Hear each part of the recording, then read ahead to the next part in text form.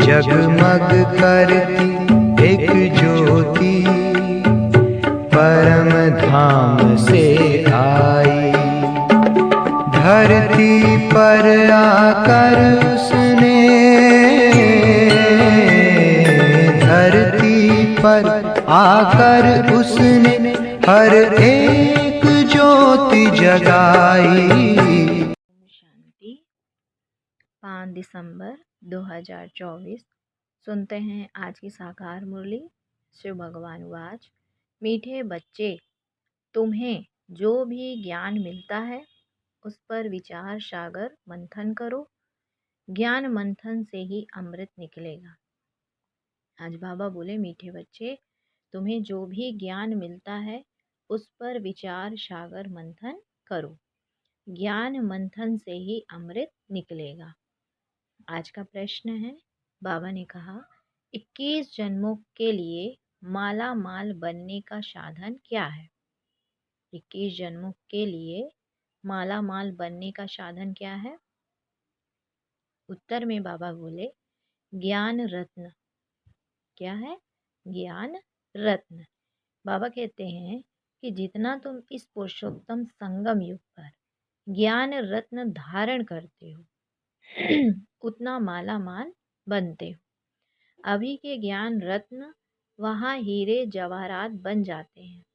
जब आत्मा ज्ञान रत्न धारण करे, मुख से ज्ञान रत्न निकाले, रत्न ही सुने और सुनाए, तब उनके हर्षित चेहरे से बाप का नाम वाला हो। आसुरी गुण निकले तब माला माल बने। बाबा कहते हैं कि जब उनके चेहरे से बाप का नाम वाला हो, आसुरी गुण निकले, तब बाबा ने कहा माला माल बने। अच्छा, ओम शांति, ओम शांति। सुनते हैं मुरली को विस्तार से। बाबा बोले कि बाप बच्चों को ज्ञान और भक्ति पर समझाते हैं।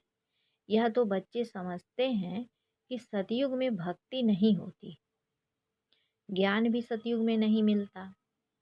श्री कृष्ण न भक्ति करते हैं न ज्ञान की मुरली बजाते हैं। मुरली माना ज्ञान देना। गायन है ना, मुरली में जादू, तो जरूर कोई जादू होगा ना। बाबा ने कहा सिर्फ मुरली बजाना यह कॉमन बात है। फकीर लोग भी मुरली बजाते हैं, इसमें तो ज्ञान का जादू है। अज्ञान को जादू नहीं कहेंगे। मनुष्य समझते हैं श्री कृष्ण मुरली बजाता था, उनकी बहुत महिमा करते हैं। तो बाप कहते हैं श्री कृष्ण तो देवता था, मनुष्य से देवता, देवता से मनुष्य, यह होता ही रहता है। दैवी सृष्टि भी होती है तो मनुष्य सृष्टि भी होती है। बाबा ने कहा कि इस ज्ञान से मनुष्य से देवता बनते हैं। क्या कहा शिव बाबा ने?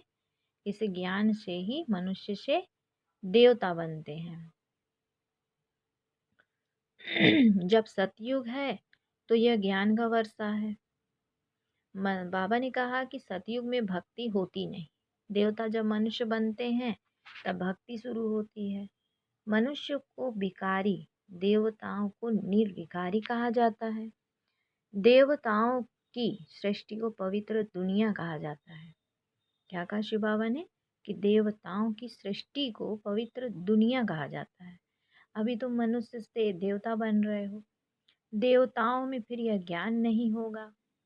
देवताएं सदगति में हैं, ज्ञान चाहिए दुर्गति वालों को। इस ज्ञान से ही दैवी गुण आते हैं।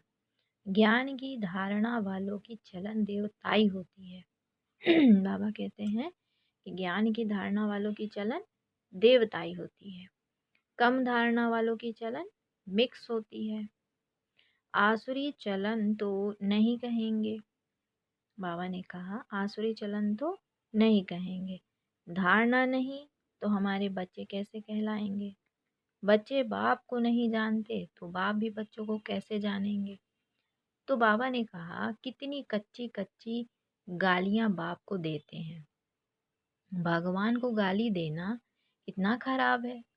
फिर जब वह ब्राह्मण बनते तो गाली देना बंद हो जाता है। तो इस ज्ञान का विचार सागर मंथन करना चाहिए। स्टूडेंट विचार सागर मंथन कर ज्ञान को उन्नति में लाते हैं। तो बाबा कहते हैं तुमको यह ज्ञान मिलता है, उस पर अपना विचार सागर मंथन करने से अमृत निकलेगा। विचार सागर मंथन नहीं होगा तो क्या मंथन होगा? आसुरी विचार मंथन, जिससे किचड़ा ही निकलता है। तो अभी तुम ईश्वरीय स्टूडेंट हो, जानते हो मनुष्य से देवता बनने की पढ़ाई बाप पढ़ा रहे हैं, देवता तो नहीं पढ़ाएंगे। देवताओं को कभी ज्ञान का सागर नहीं कहा जाता, बाप ही ज्ञान का सागर है। तो अपने से पूछना चाहिए, हमारे में सभी दैवी गुण हैं? बाबा ने कहा अपने से क्या पूछना चाहिए कि हमारे में सभी दैवी गुण हैं। अगर आसुरी गुण है तो उसे निकाल देना चाहिए, तब ही देवता बनेंगे। बाबा ने कहा कि अभी तुम हो पुरुषोत्तम संगम युग पर, पुरुषोत्तम बन रहे हो तो वातावरण भी बहुत अच्छा होना चाहिए। छी बातें मुख से नहीं निकालनी चाहिए, नहीं तो कहा जाएगा कम दर्जे का है। वातावरण से झट पता पड़ जाता है, मुख से वचन ही दुख देने वाले निकलते हैं। तुम बच्चों को बाप का नाम वाला करना है, सदैव मुखड़ा हर्षित रहना चाहिए, मुख से सदैव रतन ही निकले। बाबा ने कहा कि यह लक्ष्मी नारायण कितने हर्षित मुख हैं, इनकी आत्मा ने ज्ञान रत्न धारण किए हैं। मुख से यह रत्न निकाले थे, रत्न ही सुनते सुनाते थे। कितनी खुशी रहनी चाहिए। अभी तुम जो ज्ञान रतन लेते हो वह फिर सच्चे हीरे जवाहरात बन जाते हैं। नवरत्नों की माला कोई हीरे जवाहरात की नहीं, इन चैतन्य रत्नों की माला है। मनुष्य लोग फिर वह रत्न समझ अंगूठियां आदि पहनते हैं। ज्ञान रत्नों की माला इस पुरुषोत्तम संगम युग पर ही बनती है। तो यह रत्न ही 21 जन्मों के लिए माला माल बना देते हैं, जिसको कोई लूट ना सके। यहाँ पहनो तो झट कोई लूट लेवे। तो अपने को बहुत बहुत समझदार बनाना है, आसुरी गुणों को निकालना है। आसुरी गुण वाले की शक्ल ही ऐसी हो जाती है, क्रोध में तो लाल तांबा मिसल हो जाते हैं, काम विकार वाले तो एकदम काले मुंह वाले बन जाते हैं। तो बाबा ने कहा श्री कृष्ण को भी काला दिखाते हैं ना, तो विकारों के कारण ही गोरे से सांवरा बन गया। तो तुम बच्चों को हर एक बात का विचार सागर मंथन करना चाहिए। यह पढ़ाई है बहुत धन पाने की। तुम बच्चों का सुना हुआ है, क्वीन विक्टोरिया का वजीर पहले बहुत गरीब था।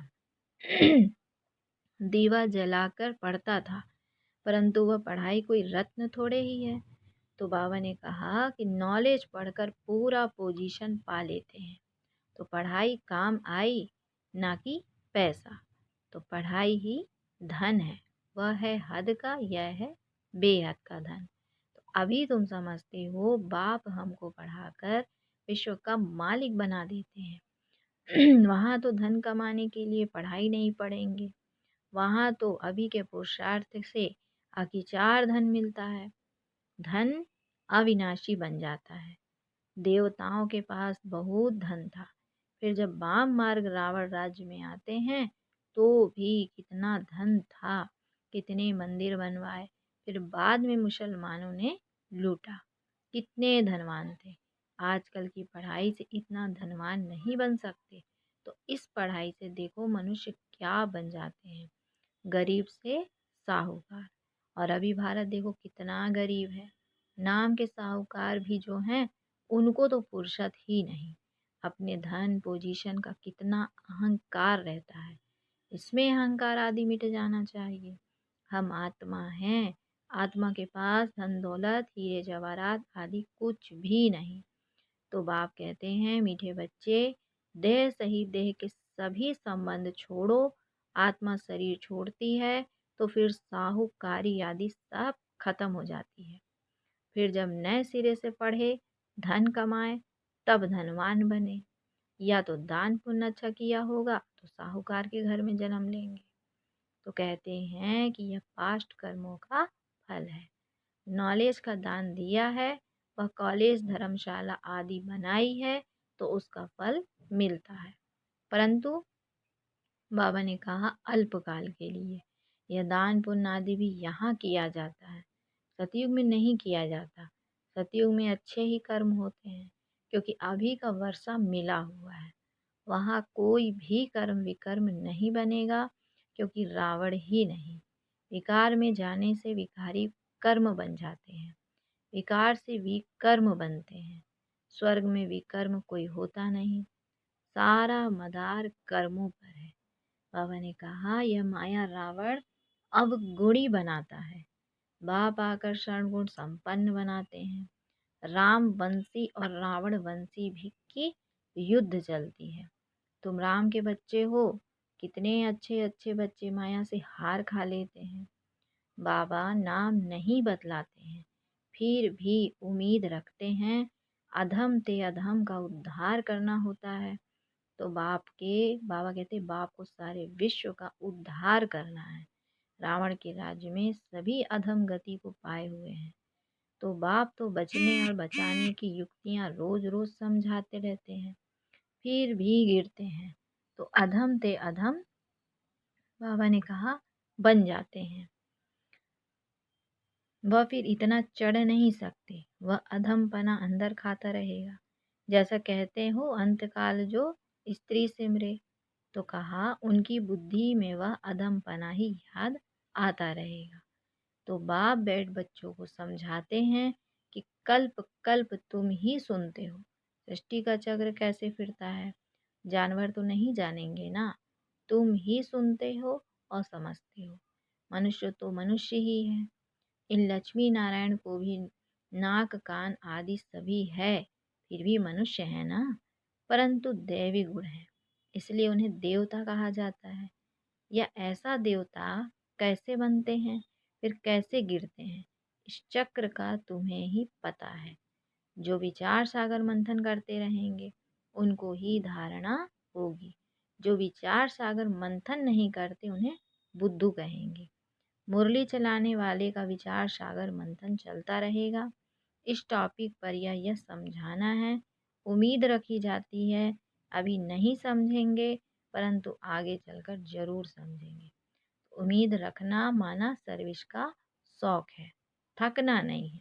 भल कोई चढ़कर फिर अधम बना है, अगर आता है तो स्नेह से बैठाएंगे ना, वह कहेंगे चलो जाओ। हाल चाल पूछना पड़े, इतने दिन कहाँ रहे, क्यों नहीं आए, कहेंगे ना माया से हार खा लिया। समझते भी हैं ज्ञान बड़ा अच्छा है, स्मृति तो रहती है ना। तो बाबा ने कहा कि भक्ति में तो हार जीत पाने की बात ही नहीं, यह नॉलेज है, इसे धारण करना है। तुम जब तक ब्राह्मण बने तब तक देवता बन ना सको। क्रिश्चियन बौद्धि पारसी आदि में ब्राह्मण थोड़े ही होते हैं, ब्राह्मण के बच्चे ब्राह्मण होते हैं। यह बातें अभी तुम समझते हो, तुम जानते हो अल्फ को याद करना है। अल्फ को याद करने से बेबादशाही मिलती है। जब कोई मिले तो बोलो अल्फ अल्लाह को याद करो। अल्फ को ही उच्च कहा जाता है। अंगुली से अल्फ तरफ इशारा करते हैं, सीधा ही सीधा अल्फ है। अल्फ को एक भी कहा जाता है, तो एक ही भगवान है, बाकी सभी हैं बच्चे। तो बाबा ने कहा कि बाप को अल्फ कहा जाता है। बाप ज्ञान भी देते हैं, अपना बच्चा भी बनाते हैं। तो तुम बच्चों को कितनी खुशी में रहना चाहिए। बाबा हमारी कितनी सेवा करते हैं, विश्व का मालिक बनाते हैं, फिर खुद उस पवित्र दुनिया में आते भी नहीं। पावन दुनिया में कोई उनको बुलाते ही नहीं, पतित दुनिया में ही बुलाते हैं। तो कहा कि पावन दुनिया में आकर क्या करेंगे, उनका नाम ही है पतित पावन। तो पुरानी दुनिया को पावन दुनिया बनाना उनकी ड्यूटी है। बाप का नाम ही है शिव। तो बच्चों को शालिग्राम कहा जाता है। दोनों की पूजा होती है, परंतु पूजा करने वालों को कुछ भी पता नहीं है। बस एक रस्म रिवाज बना दी है पूजा की, बाबा कहते हैं कि देवियों के भी फर्स्ट क्लास हीरे मोतियों के महल आदि बनाते हैं, पूजा करते हैं। वह तो मिट्टी का लिंग बनाया और तोड़ा, तो बनाने में मेहनत नहीं लगती है। देवियों को बनाने में मेहनत लगती है। उनकी अर्थात शिव बाबा की पूजा में मेहनत नहीं लगती, मुफ्त में मिलता है। बाबा कहते हैं पत्थर पानी में घिस घिस कर गोल बन जाता है, पूरा अंडाकार बना देते हैं।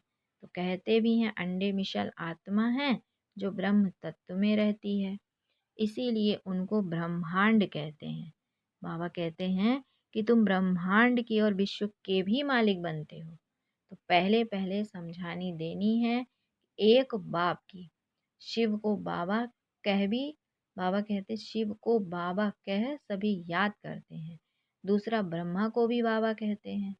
प्रजा पिता है, तो सारी प्रजा का पिता हुआ ना, तो ग्रेट ग्रेट ग्रैंड फादर। तो ये सारा ज्ञान अभी तुम बच्चों में है। बाबा कहते हैं इस सारा ज्ञान तो अभी तुम बच्चों में है।